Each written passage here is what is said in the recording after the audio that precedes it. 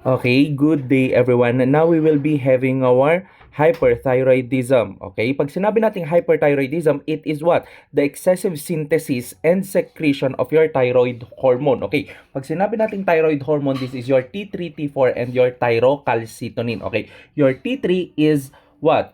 Your T3 is what? The triiodothyronine, and you have your T4 which is your thyroxine and your thyrocalcitonin. Okay, wherein your T3, this is responsible for your what? Basal metabolic rate, and your T4 is responsible for your heat production. Okay, now, ano ang pwedeng mag-cause ng hyperthyroidism natin? Okay, now, pupunta tayo sa modifiable risk factors, sa etiology, and your non-modifiable risk factors. Okay, pagdating sa modifiable risk factors natin, meron kayong excess iodine intake, especially kapag nagte-take ng or nagbigay ng contrast media yung kunwari kailangan ng contrast media yung procedure, and kung mataas masyado yung intake mo ng iodine. Okay, your iodine kasi can trigger, okay, your thyroid gland to produce more thyroid hormone. So ibig sabihin, pag nag-take ka ng maraming nag-intake ka ng maraming iodine, pwedeng matrigger yung thyroid gland mo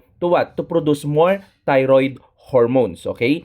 So sa smoking naman natin, it increases risk for Graves' ophthalmopathy. Okay? So ibig sabihin, yung smoking natin pwedeng mag-cause ng what? Graves' ophthalmopathy. Okay? Poor medication adherence. Okay? Yung poor medication adherence natin pwedeng mag-spike, okay? Or mag-increase yung hormone levels natin pag in-stop mo yung medication. And then stress, it worsens the symptoms of your what? Hyperthyroidism. We also have your non-modifiable risk factors, okay? Sa female kasi mas madaming nagkakaroon ng hyperthyroidism sa female compared to male. Pagdating sa age naman, nasa 20 to 40 years old. Okay? And then, meron din tayong genetic predisposition, okay? Genetics and autoimmune disease history, okay?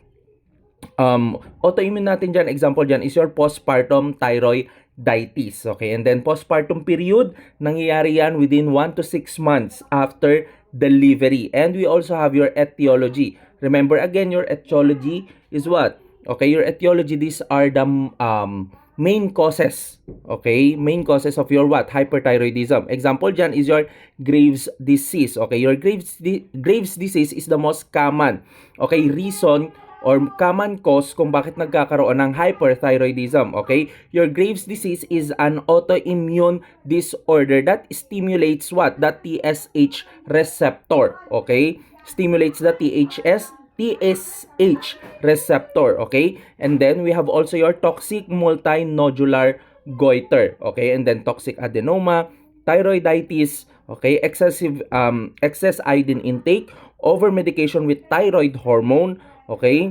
And then TSH secreting pituitary tumor, pero rare lang nangyayari to.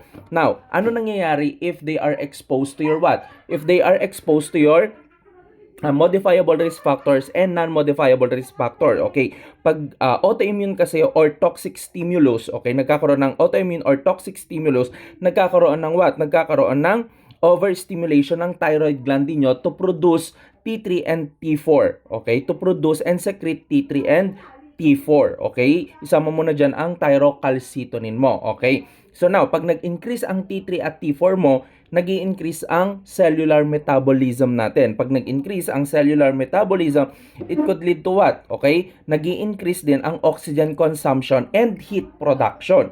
Okay? Causing what? Systemic hypermetabolic state. Okay? So, ibig sabihin, tumataas yung heat production, tumataas ang basal metabolic rate natin. Wherein, pag tumaas din ang thyrocalcitonin natin or your calcitonin, nagkakaroon ng what? Deposition ng calcium ninyo from your what? From your blood papuntang bones ninyo. So, causing what? Yung calcium ninyo magde-decrease siya saan? Sa may blood ninyo, causing hypocalcemia, okay? So, wherein sa hypocalcemia, makakakita ka dyan ng tetany. And ano yung mga tetany natin na signs and symptoms? Your laryngospasm, your Vostek sign, and your Trousseau sign, okay?